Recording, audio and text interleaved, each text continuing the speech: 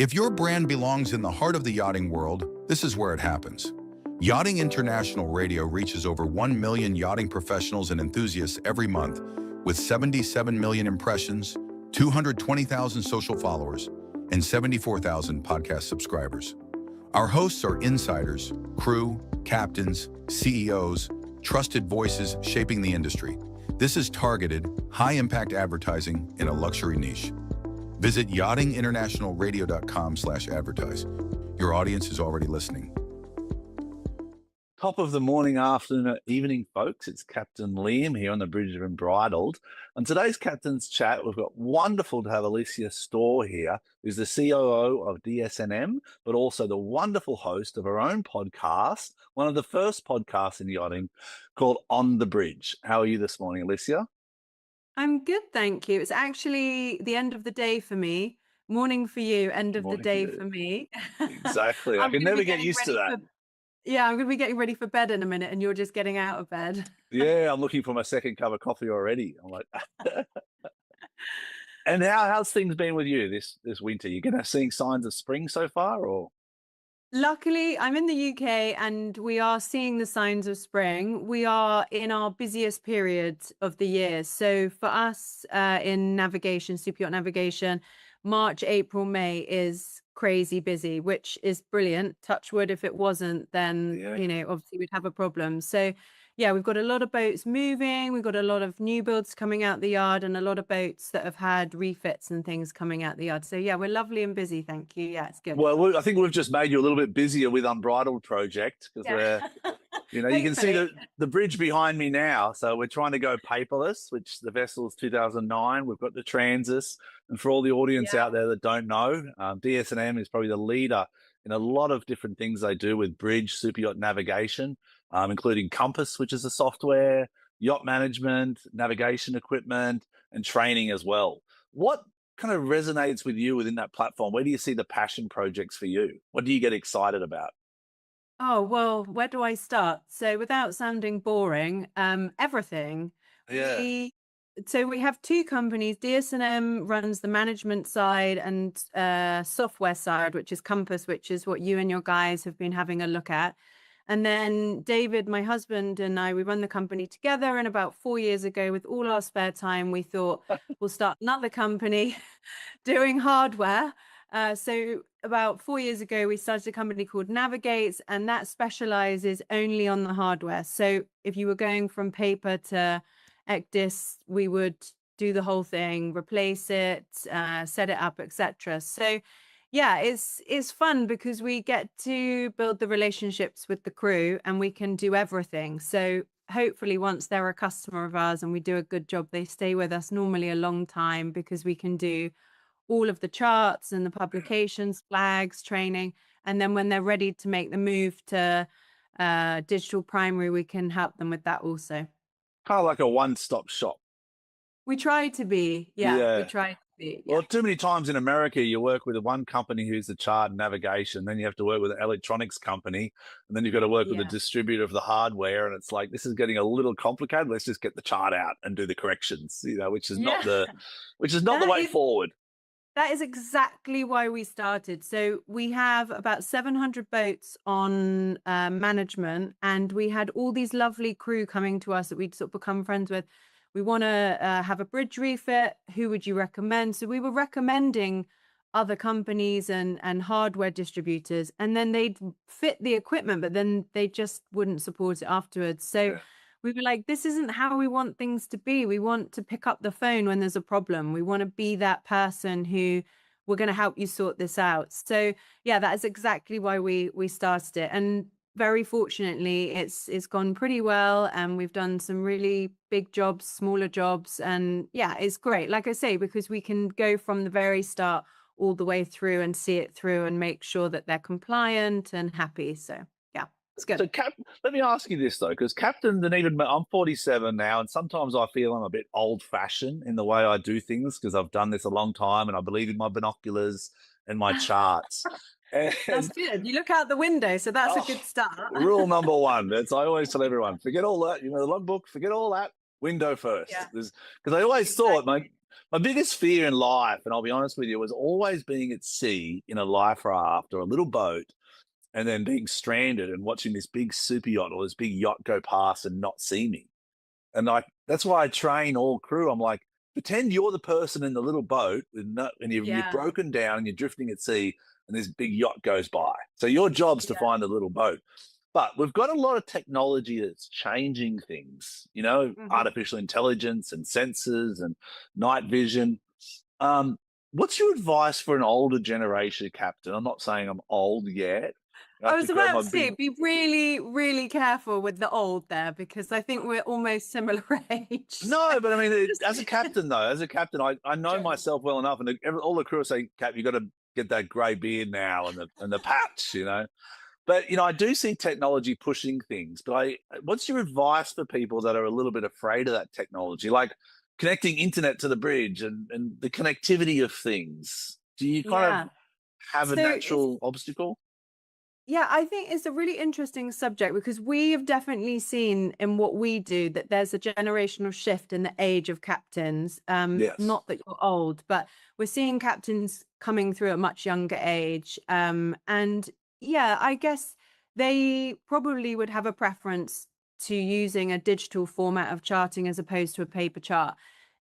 Paper charts still very much are a huge part of what we do. So we've got almost 700 vessels, and over 250 of those are still paper primary. Many of the vessels who are fully ECDIS, so they navigate using their digital charting, still carry paper charts just in case. There are also a lot of areas in the world that aren't well charted for digital charting, so that people still carry paper charts. And yeah, I mean, I agree. I think not just in super yachts, but in life, technology is moving on, AI is becoming more popular. And I think as a company and personally, we try to embrace it and go with it. But sort of maritime and yachting is so traditional. There's still a lot of traditional legislation. And we have a master mariner, George Mills, we work with, and I recorded a podcast with him last week.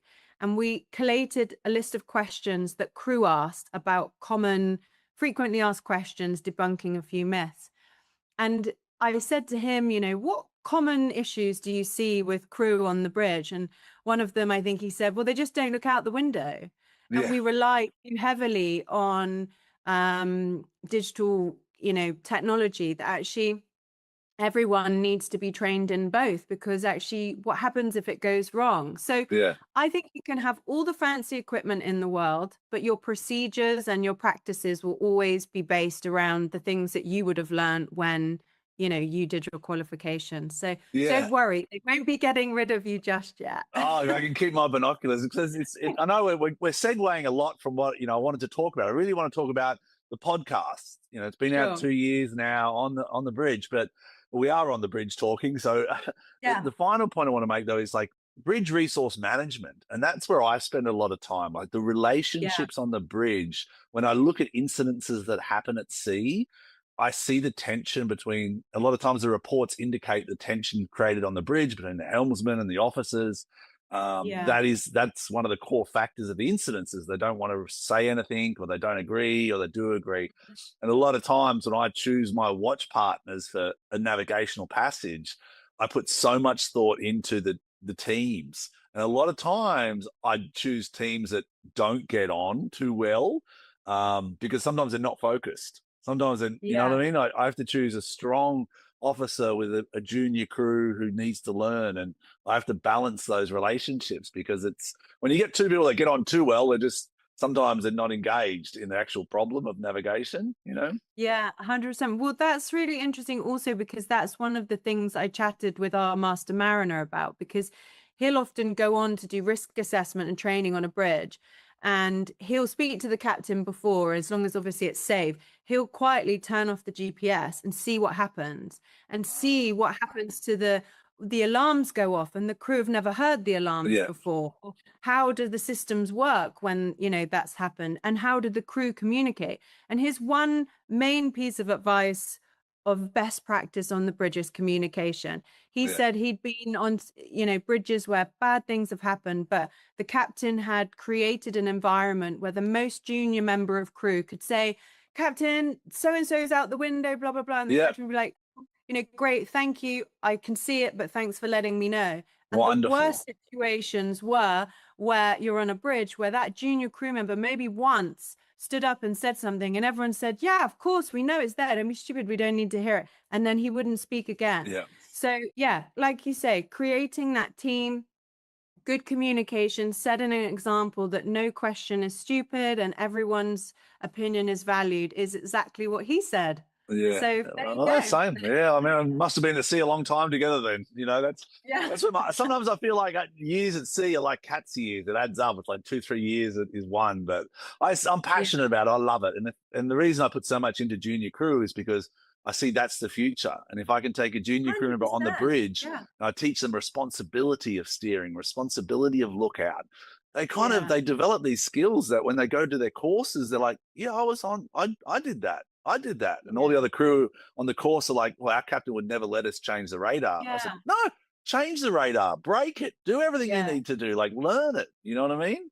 Exactly. But anyway, but you're creating the next generation, right? Because your junior crew will eventually be captains, and if they have learned in a toxic way and they then take their junior crew on, those junior crew then I mean, it's this one big sort of linear line of creating good crew for the future, isn't it? And everyone wants to have a chance. And I think it's hard at sea, right? Because if you don't have a captain that doesn't give you a chance, how do you get that practical experience? And I mean, I could talk all day about it, to be honest. And I did last week when I spoke to George. Poor George, I think his ears were bleeding afterwards. I had such a long list of questions, but there's so much nuance around people management, and I think people forget that a captain is a people manager as well as driving the boat. So well, that's what I like about technology, to be honest. Like even AI, everyone gets afraid of it. And I said, it's just a technology, it's a tool, like a pair of binoculars. It makes your life better so you can be a human being. So you can this morning I chatted to my team for like 40 minutes and I was like, this has been a great chat. But I can afford that time because I've now got systems in place that frees up time for my crew, my chief officer, my chief steward, my chief engineer, to be more hands-on. Right? The systems are more automated, and that's what it gets passion. Anyway, what inspired you for On the Bridge? Because that's kind of what we're here to talk about. It's an exciting podcast. You've had it for 2 years. It's a game changer. And it's also you giving back to the industry by showcasing, great guests that you bring on board. But what inspired you to do it in all your free time? I know. I appreciate that. It's a really very kind synopsis of the podcast. But it was a really selfish reason. I'm a super nosy person. And I love chatting with people and I love human psychology. I love hearing people's stories, etc. So selfishly, in the last almost 20 years of being in the yachting industry, I've met lots of amazing people, some not so amazing people. And I just really am nosy to hear their stories. So captains or people maybe who were crew and came ashore and created businesses. And through my own experience of building a business with my husband and other businesses, it's really bloody hard. Like it is hard. And I meet these people and I hear their story and I thought, I really enjoy hearing their story. So surely other people would. And I said we'd do it for 1 year and just see how it went. And the feedback that we got was so interesting because people that I wouldn't have thought would have taken the time to watch or listen to an episode were messaging me and saying, I've known that person for years in the industry, but I didn't know the journey they went through, or I didn't know what their business was. So it started off selfishly because I'm a nosy neighbor and I want to hear other people's stories. And then it also became a great way for our company to connect with crew because often we don't meet crew face to face because we're in different parts of the world. So it was a great way to connect. And a lot of people that have been on our episodes so far, at the start took quite a lot of persuading because they said, oh, no one's going to be interested in my story. And I don't like speaking to camera. So at the very start, I was really trying to think of a way to get a comfortable feeling that it was just two friends chatting. Because a lot of people who've come on, I consider, you know, a friend or a professional colleague. So yeah, I wanted to make it really just us chatting. And so far, most of the conversations have been really easy to have. So that's a good sign, I think. Yeah, absolutely. I look at it, but what stands out for me to all other podcasts is the quality of the podcast. It's really next level. Like for me, mine's just a simple, humble captain's chat on the bridge with a couple of people.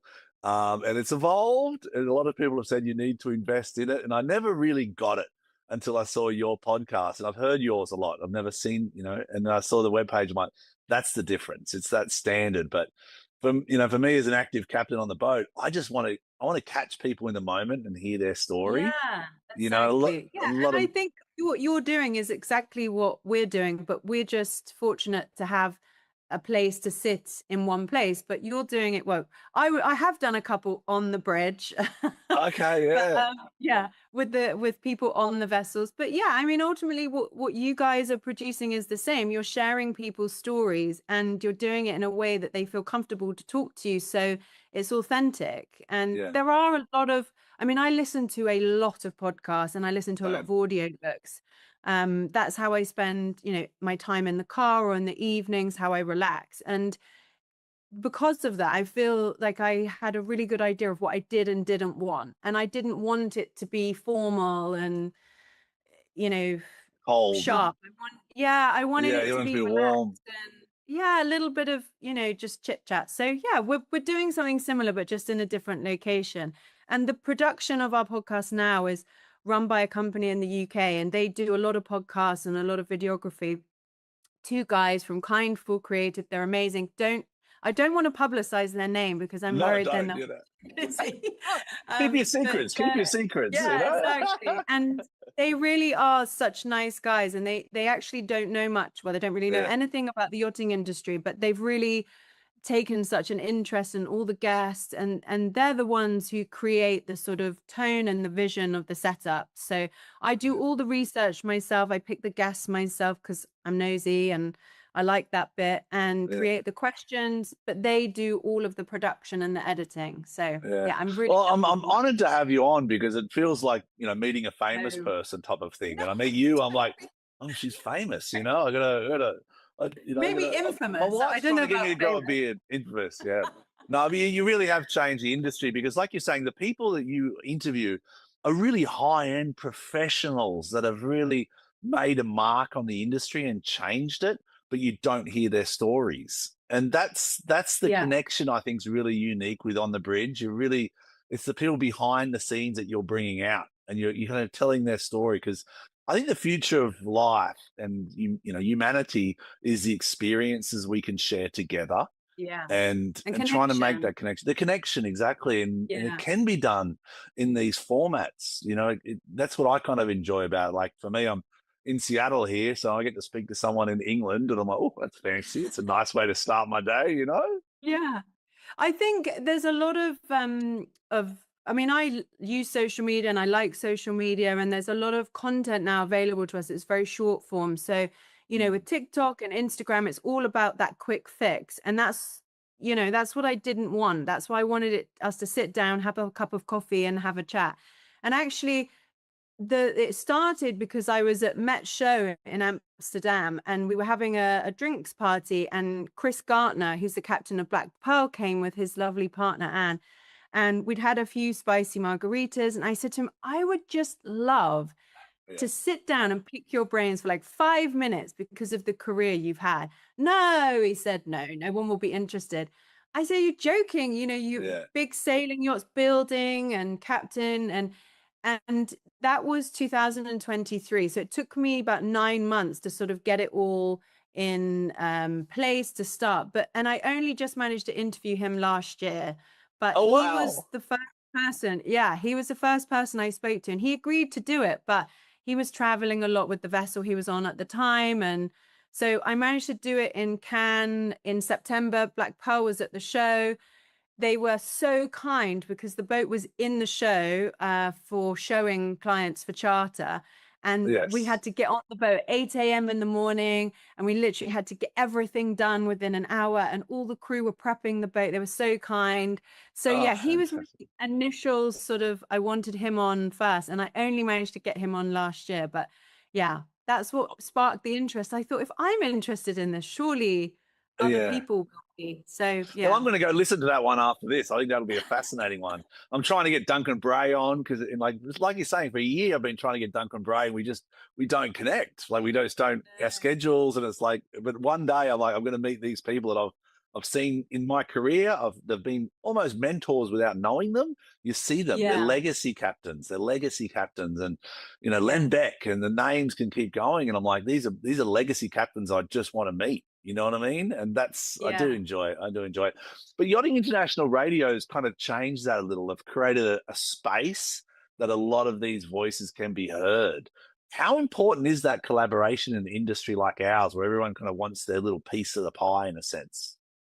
Yeah, so I met Ria, who has Yachting International Radio, and I got introed to her, and I had a call with her. We were on the phone for about 2 hours one evening. And what I loved so much is that exactly what you and I've just been discussing, this idea of sharing people's stories that have changed the industry, or have been mentors to people, or have gone from one element of being in the industry of crew or something like that and created successful businesses. And when we talked about collaborating, for me, it was a no-brainer, because everything she stands for, everything she's trying to achieve with Yachting International Radio, the people that she supports and use the platform, they're all people like, well, obviously you're already there, but they're people like us that really just want to share people's stories and create that community feeling, which goes back to what we were saying about social media has had a place within brand awareness and building businesses. But now we see our community WhatsApp group. We have a WhatsApp group with 580 captains on it. We do events to bring the captains together. It's about that connection. And if you can't see your clients every day, what better way to connect with them than sharing conversations directly with them? Yeah, she's created a wonderful group. But kind of, you're interested in psychology, and I think this may resonate with you. Like, social media, I find, is a one-way street. It's a one-way street that slowly affects the way you think and perceive things. Whereas conversations like this, they're two ways. They're like, what's your take? What's your take? And we build a relationship and change things. And that's, like you're saying, with those communities, like the WhatsApp group and the International Radio, these are communities that you don't realize it, but it shifts the needle in the right direction. It takes, and it makes people accountable, and transparency is a key. And it starts conversations that, perhaps the industry needs to have. The industry is quite traditional, and although in the almost 20 years I've been in it, there are some really positive changes that have happened, there's still a long way to go, and there's still quite a lot of conversation that can be had. And there's a lot of really great, amazing people who want to do good work.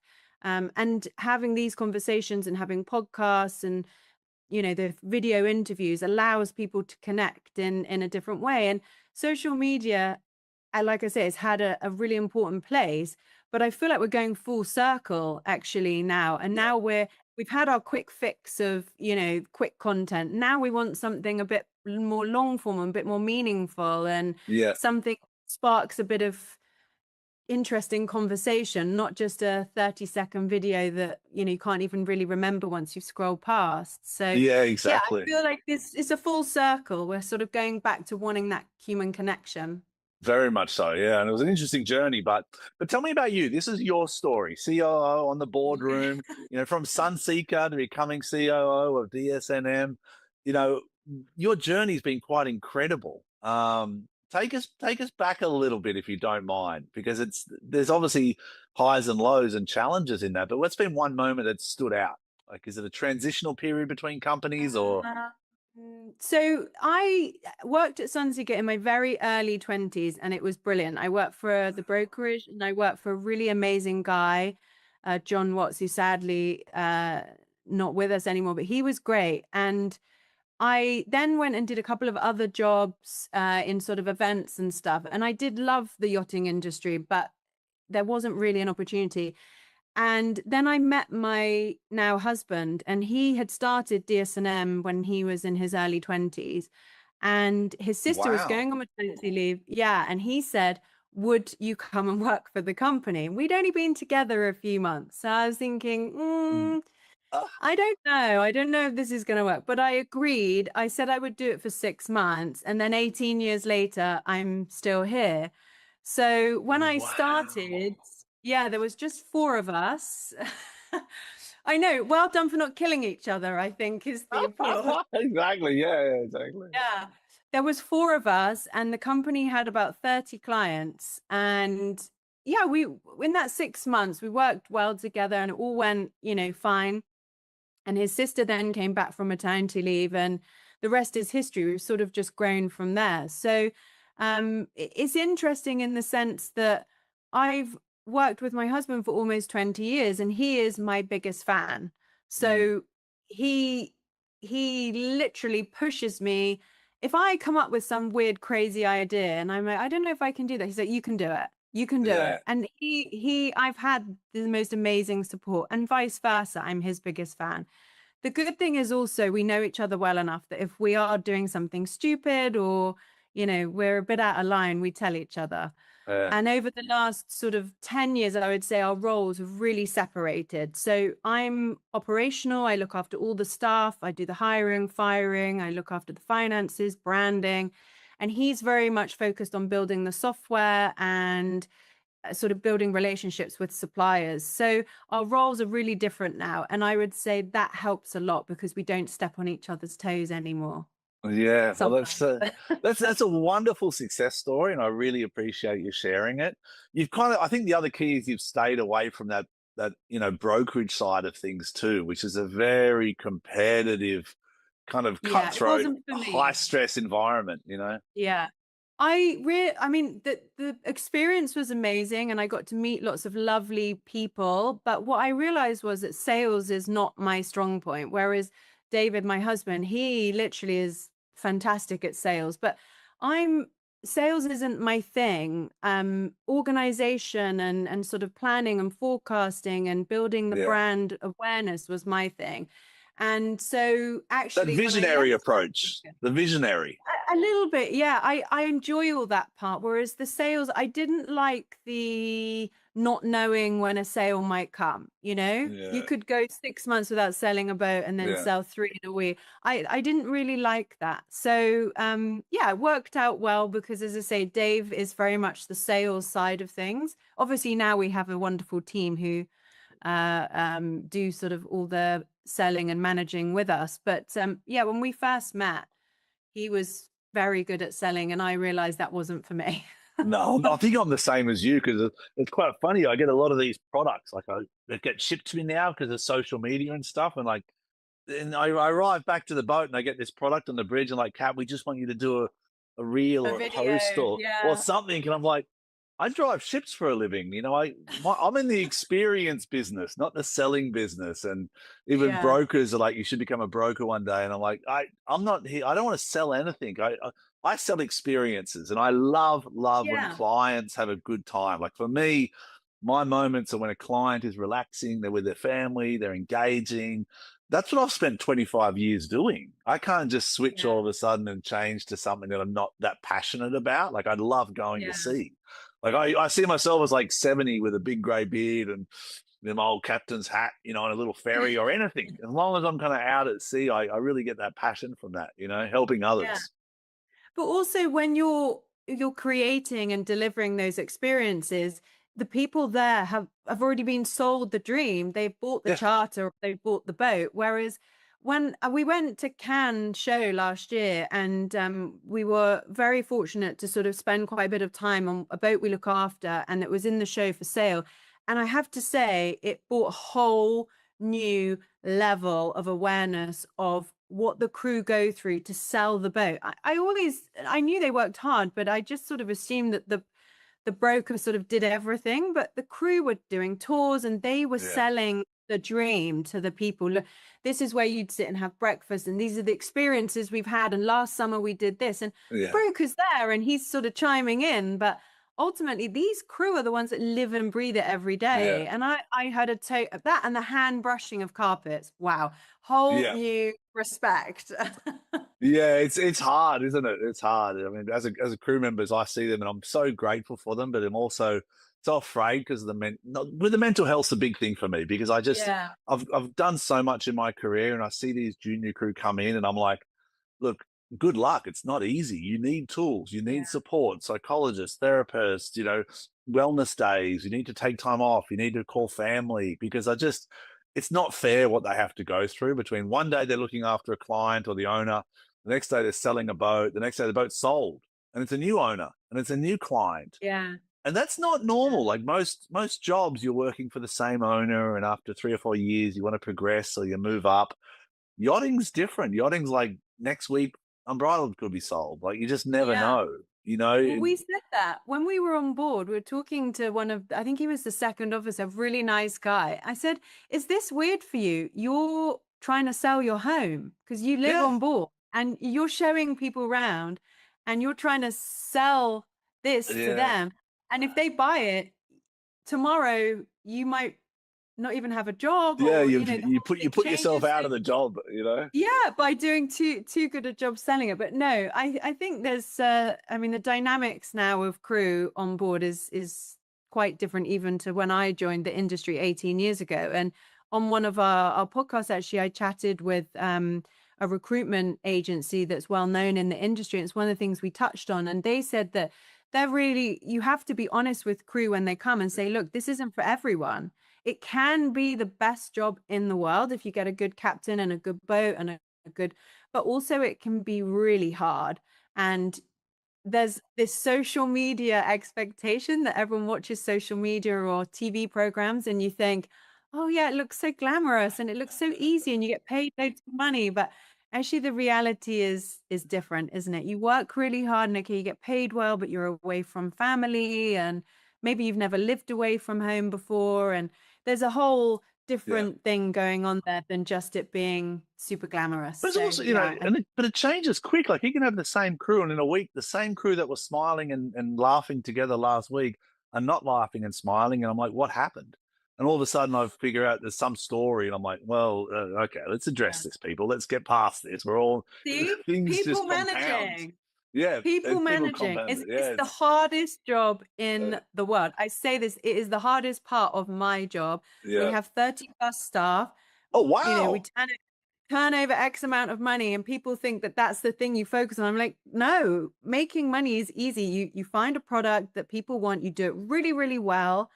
It's finding the good people and keeping good people and keeping those people happy and making them feel valued. And that is the hardest part of running a business is people. So I've changed a lot of our onboarding process on Unbridled now. We used to have an onboarding process like every yacht where you'd come on board, do the tour, do the safety, and then go to work. So we've changed it to more of a corporate structure where it's actually hard to get a job on Unbridled. It's you need to go through a properly vetted system, and then when you're on board, there's a week training or a 5-day training process, and then you shadow a crew member, then you finally get your role issued, and it's like I'm doing that because I want to protect the crew. I want to keep them in a nice, healthy place where they can develop their careers, and same as when they leave, I want them to leave comfortably and progress their careers positively. But I tell you what is hard: show jumping and horses. So how did you get into that world? Because I'm like, I was looking around. I'm like, wow, that's impressive. Like that's. I'm afraid of horses. They're big, powerful animals. I can handle yachts. Yachts are okay. Keep it that way. Keep it that way. It's cheaper, I promise you.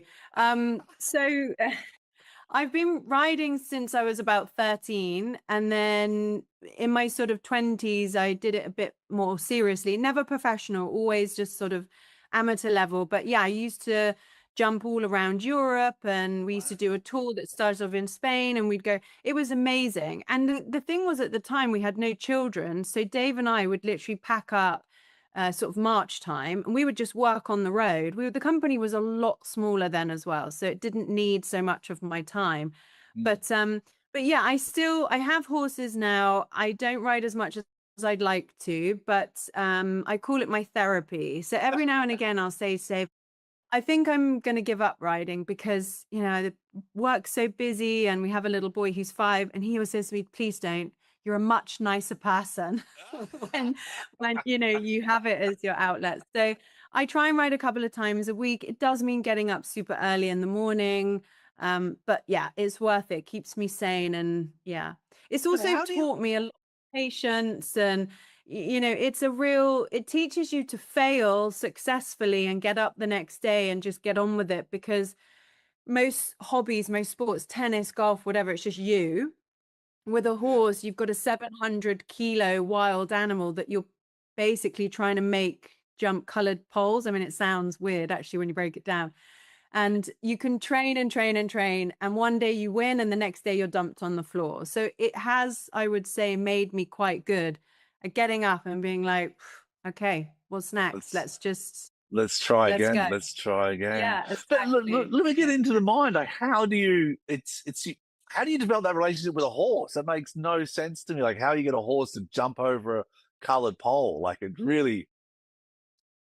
Yeah, I know. It You sounds run like up to it and witchcraft lean now up. when You you know what I say mean? it, Like, doesn't it? yeah, So it's like a wild animal. normally, yeah, I mean, the ones that we use for sport aren't from the wild. They're bred Yeah, yeah. for the sport. So, you know, they're bred quite specifically for the job. And then when they're between 3 and 4 years old, then they're broken in, which means they're sort of trained to have a bridle and saddle on. And then you sort of don't do too much with them between 4 and 6 because their bodies are still developing. And then normally you would start their career sort of 5, 6 onwards. And yeah, you have horses in top level competitions sort of 17, 18, but normally by then they're sort of dropping down and taking it a bit easier. But yeah, And that's it the is a patience, I lovely guess. sport. You got to wait 7 years for the horse to be in. Wow, Yeah, that's the patience. patience. Yeah, And what's the reward for yeah. the horse, if you don't mind? Because a lot of, in life, a lot of things people look for a short-term reward. You know what I mean? Like, Yeah. because the horses love So it. You see them. It's beautiful. well, they do, and actually, if they don't, you can normally tell. Like people say, oh, it's cruel because you know you're making, and I think, trust me, you cannot force them to do Yeah, it. Like if they exactly. don't want to do it, they do not want to do it. And I've been on the receiving end of a few of those. And yeah, I mean, for me, I can't speak for other people, but for me, it is very much about the horse, not just about the sport. So if you said to me tomorrow, you could never go to another show ever again. You could never jump again. You could just have your horses. I'd be fine with that. I Yeah. just think they're incredible creatures. They are super intelligent. They have really good memories.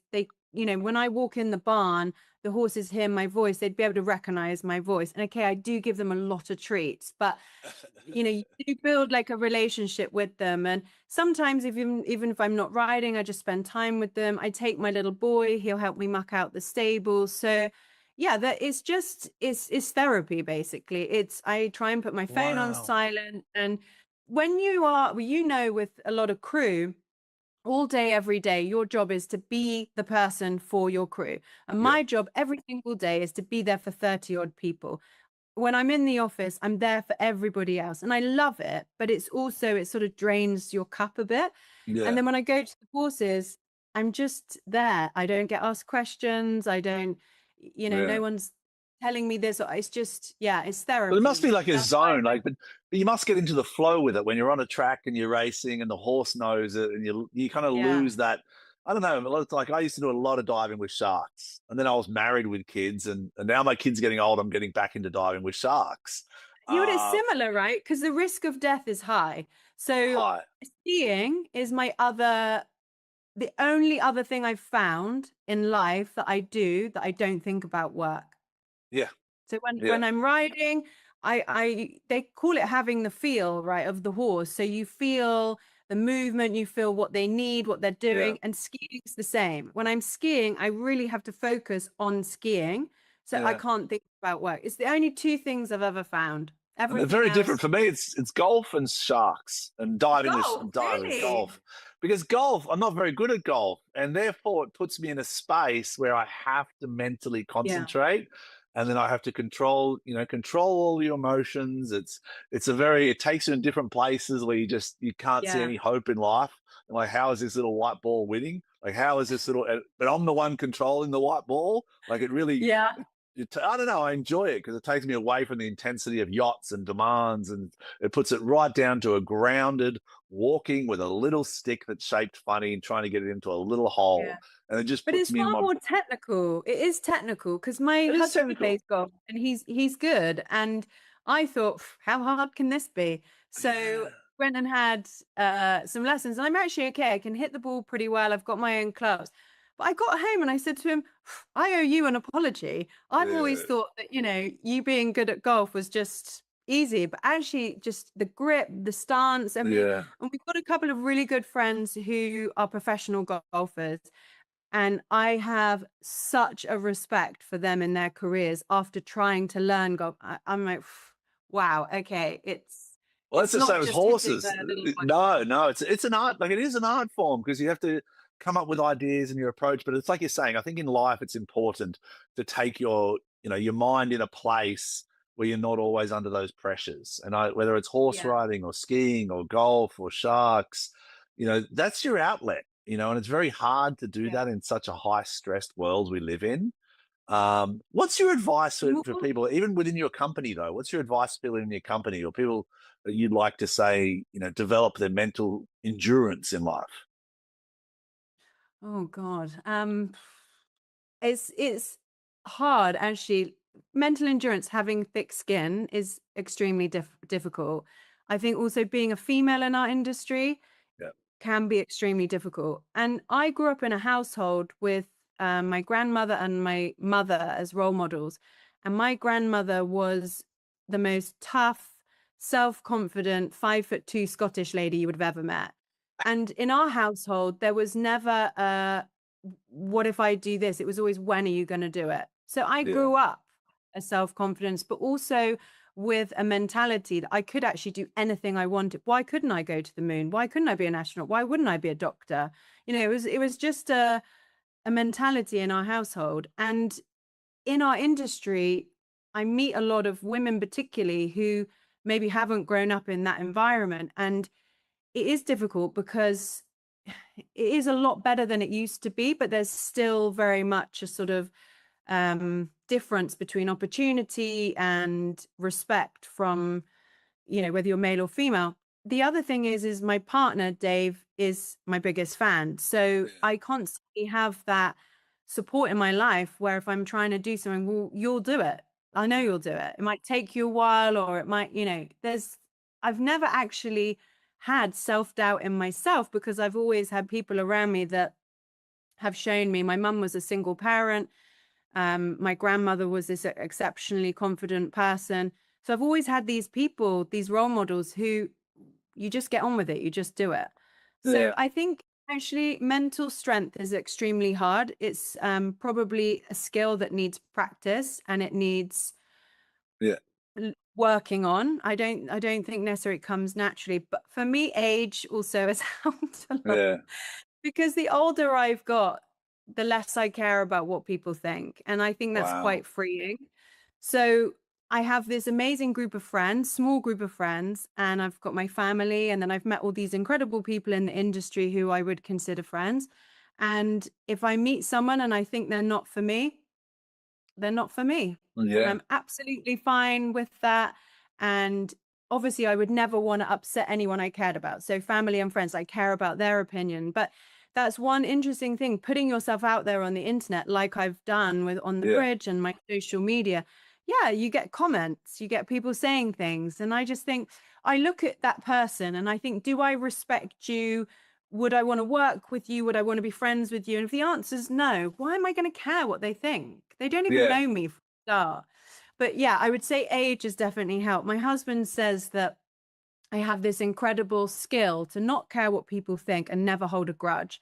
So if I meet someone and they're not for me, I'm good. I don't want to fall out with them, but they're not for me. So I don't know if not that's care what great people think and advice. not have it. I think it's great advice because But it's probably easier to say than it's easy to say, but perhaps harder to do. But I listened actually to a podcast the other day and they were talking about this, and the guy said, he was an actor, and he said, how do you deal with negativity on social media? And he said, I think about it this way. If I was walking down the road, would someone just come up and shout in my face, I hate you, you're terrible at your job? No, they would never do that, would they? Yeah, But true. on the internet, people do it because they think that they've got this safety net of the internet. So if you just don't listen or you don't read it, then it can't affect you. So yeah, I mean, I think, yeah, Yeah, I you've got think to it's have. great. I think it's great because, to be honest with you, the other day I probably got my first bit of negativity on social media, and it was just Oh, someone no. saying, "Who's this guy? Why are you always chatting on social? You fake or something like. Why are you always chatting on social media?" And I was just How like, mean.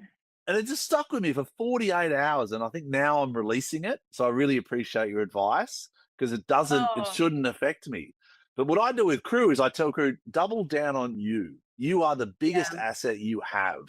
And it's not mental health, it's mental fitness. And you need to Yeah. keep training yourself, and I think that's like you're saying, the advice is, you don't just have thick skin, you build thick No. skin. Yeah. You But I build think it. you also you build as you, and this is difficult, I think, when anyone's starting out. But I am at a point in my career where I know my value. I know what I bring Yeah. to the table. Like we were talking about it, I'm never going to be a broker. So I'm not going to sit around a table of brokers and try and pretend I know what I'm talking about. But I know what I'm good at. I know what value I bring to the table. And I'm really confident in that, whether it's business, personal life, whatever. But if I don't have faith in myself and I'm not like advocating for myself, why would anyone else believe in me? And it Yeah, is true. really hard when you're younger. But I say, to my staff or girlfriends or whatever, when they're being negative, as humans, we tend to like pick at one negative comment you've got, and that stayed with you 48 hours. But if someone writes something nice, do you go to bed at night and think, oh, I've done a really good job because someone wrote something nice? No, we don't. We never Yeah. celebrate the good stuff. And actually, what's really interesting with the horses is when about 10 years ago, I saw a really amazing sports psychologist. I had a bad fall and I was really struggling with sort of this self-fulfilling prophecy that I was like, oh, if I make a mistake, it's going to really hurt me and it's going to hurt the horse. And I went to see him for about 6 months and he was brilliant. And he said to me, when you come out the ring, you can pick one negative thing to talk about and you have to find three positives. And the first few times it was so difficult because if the round hadn't gone well, I'd be like, Yeah. well, I'm not dead. I went through the start and through the finish, and the horse is okay. But what it did was sort of reset my mind that you come out the ring, you make a mistake. We all make mistakes. You watch Yeah. the video back, learn from the mistake. I'm not going to make that mistake again. Delete the video and move on. Otherwise, you torture yourself. Yeah. And that's exactly with one negative comment, you've tortured yourself. But what about all the positive things? What about all the conversations you've started, the people that you've connected, the collaborations you've done, sharing people's stories, all the positivity that you've created and achieved? But we don't celebrate that. We just look for that one negative thing and hold on to it. So my advice is just avoid it, Yeah, delete true. it, and Delete it, move on with it. It's good because I think people yeah. connect for certain reasons at certain times. I'm a little emotional because I'm like, this is meant to happen. This conversation was meant to happen in Ah, a line, because your strength comes, and you're sharing that strength with people. And I think, when people listen to this, they'll build their own inner strength. You know what I mean? And they'll double down on themselves, and they'll learn that you don't have that thick skin. You build that thick skin by supporting yeah, yourself and being true to yourself. Like, I think yachting, though, yeah, I know we need to wrap it up, but I think yachting puts people in their places. And on a yacht, it's very typical. You're the second stewardess, you're the chief stewardess. These are your roles, these are your responsibilities. And we depersonalize the actual individual. And what yeah, I think we need to do more is actually, who are you? What's your name? Where you're from? What are your skills? And how do those skills make this environment a better environment? And that's yeah, what I'm hoping where yachting comes to, is the personalization of the experience. Because the clients all value the crew, but we give yeah, them such a like a, I don't know how to say, copycat, like standard. We give them this, yeah. checkerboard standard, where I think we bring more beautiful people into the industry from a crew perspective. I think it supports a better experience. Yeah, but even having these conversations, and we've got a mutual friend in Claire Hagan, haven't we? And I did a Yeah, yeah, podcast with, we talked about ADHD, and we talked about how, 10 years ago, you wouldn't have even, most people wouldn't have even known what it was. Now I'm sitting there celebrating her as a yeah. creative. That is her superpower. If she Oh, didn't yeah. have ADHD, would she be as great as she was? Probably not. That is what makes her so special. And she is so special and such an incredible individual. But also, I think, everyone learns differently. When we take on a new staff member, I always say to the manager of the department, like, you need to work out quite quickly when that person comes in. Are they a visual person? Are they a practical person? And then you need to tailor the training to them, because I've obviously seen something in them that I think is going to work for us as a company, but not everyone learns out of textbook. Some people, at school failed school because they couldn't learn out of textbook. And the only other thing I was going to say to you was, it's a thankless task trying to please everybody. And the moment you realize that actually you will never please everybody, you are not for everybody, that's fine. And then you just go along in life thinking, if you meet someone and you get on, great. And if you don't, that's also okay, isn't it? Very deep, this for a morning conversation. I know it's night time for you. I know you're about to have your wine and spend time with the family. I'm going to start my whole day here. I've got a whole day ahead of me with meetings for crew and technical conversations. But you really get I'm going to send you my therapy bill. Yeah, exactly. Yeah, I feel like it. But that's what I like that, because on the bridge, they're the type of conversations I value, because they bring depth. And I think in depth people grow. You grow yourself, you help others yourself. I mean, to me, I don't know, I'm a bit different. I measure success in the service of others, and you can serve others two ways. You can serve them by helping them, or you can serve them by sometimes giving them challenges. And you have to, you have to change your leadership style based on what the person is. And I only found that 2 years ago when I did a leadership course, advanced leadership. And I was like, I never knew that. I thought I had to be the rock solid, not changing person who was black and white, high authoritarian, high structure. And now I've learned, no, you need to be Liam. You need to be happy and positive and supportive and creative and help people be the best versions of themselves. And that's success, because everyone's beautiful in their own way. But everyone needs managing in a different way. I've never ever met two people that need managing the same way, ever.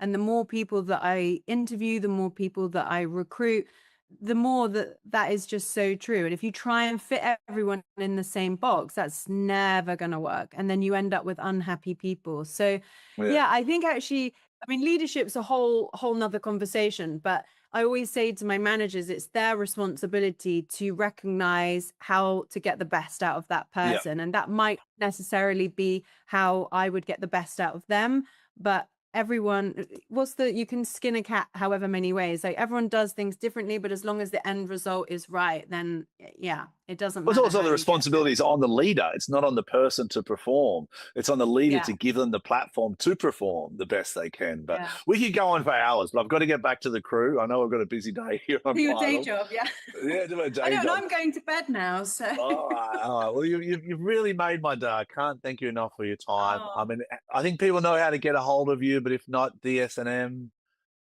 on the bridge, correct? Yeah, we're on YouTube, DSNM Ltd. Obviously, our website's DSNM Ltd.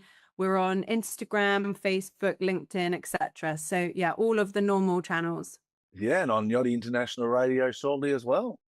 I know. I'm so excited. So our episodes will be hosted on the platform in the near future, which is so exciting. And we've got some amazing guests that I'm interviewing over the summer. So they'll be coming out sort of over the next 12 months. So Any name drops? Are you allowed to name drop or not? No, I'd have to kill you if I told you my secrets. Okay, you just have to subscribe to the channel. I love it. I definitely will. I'm going to listen to from the Captain of Black Pearl as well. I'm really excited about that one. That'll be my afternoon walk around Seattle.